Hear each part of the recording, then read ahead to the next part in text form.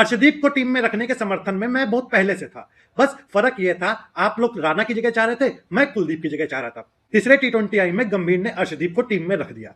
फिर लोग कहने लगे हाँ अब गंभीर ने अच्छा काम किया है, अब इसकी अकल ठिकाने आई है, देखा ये होती है टीम कॉम्बिनेशन। मेरे दिमाग में क्या आ रहा है, क्या गंभीर ने अर्शदीप को अपनी मर्जी से रखा है या मजबूरी ही ऐसी पड़ गई कि उसको अर्शदीप को रखना पड़ा। रहो इस वीडियो में बताता हूं कैसे। तीसरा टी20 आई खत्म हुआ, वहां तुरंत खबर आ गई कि कुलदीप को रिलीज किया जा रहा है। ये वापस जाएंगे इंडिया, वहां इंडिया एक ही स्क्वाड ज्वाइन करेंगे साउथ अफ्रीका ए के अगेंस्ट, ताकि थोड़ी प्रैक्टिस हो जाए, इनको आगे टेस्ट खेलना है। ये खबर हमको तो तीसरे टी20 आई के बाद मिली। मैनेजमेंट को तो ये चीज पहले से पता होगी कि कुलदीप को रिलीज करना है। अब आओ टीम कॉम्बिनेशन पे। अब यहां पे बस ये मान लो कि कुलदीप को ये लोग तीसरा टी20 आई इसलिए नहीं खिला रहे हैं क्योंकि उसको रिलीज करना है। बहुत चीजें मान लेते हो, वो ऊपर आ जाता तो ऐसा कर देता है, वो नीचे चला जाता तो ऐसा कर देता, उसको ओवर दे देते तो वो 5 विकेट ले जाता। तो ये भी मान लो 1 मिनट के लिए। तो टीम थी अभिषेक, गिल, स्काई, तिलक, सैमसन, दुबे, अक्षर, राणा, आपका कुलदीप, बुमराह, वरुण। अब कुलदीप को यहां से निकाल दिया, एक स्पिनर निकाला इन्होंने। इनके पास बेंच पे हैं 4 लोग। अब इनको स्पिनर निकाला है, इनको स्पिनर चाहिए। ये कुलदीप की जगह ले आए वॉशिंगटन सुंदर। अब वॉशिंगटन सुंदर जैसे ही कुलदीप की जगह आए, अब बैटिंग हमारी कहां तक पहुंच गई, 9 नंबर तक पहुंच गई। गंभीर को मैक्सिमम 8 तक बैटिंग चाहिए। अब 8 तक ही बैटिंग रखनी है और नीचे 3 प्रॉपर बॉलर रखने हैं। आप वाशी को ले आए, बैटिंग पहुंच गई 9 तक। तो आपको ऊपर से एक ऑलराउंडर हटाना पड़ेगा। तो एक ऑलराउंडर हम किसको हटाएं? बेंच पे बचे हैं आपके पास रिंकू सिंह, जितेश शर्मा, अर्शदीप।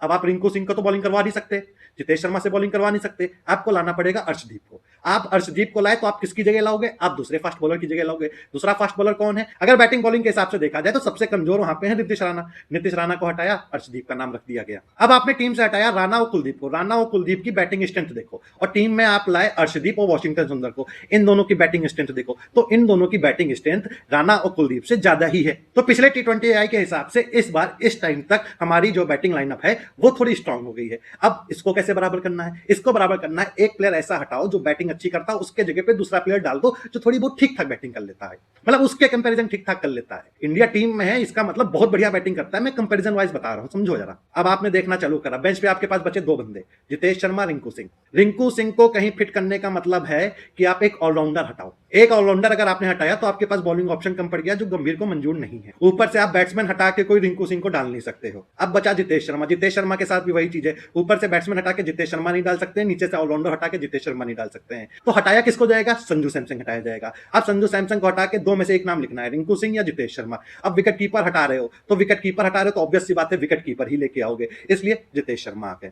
और जिसको भी लग रहा है 15 में से प्लेइंग 11 चुनते वक्त टीम मैनेजमेंट इतना सब कुछ नहीं सोचती है, तो तुम क्रिकेट देखना बंद कर दो। तुम ऊपर ऊपर से स्कोर कार्ड देख लिया करो, उस पर आके कमेंट कर दिया करो, बस।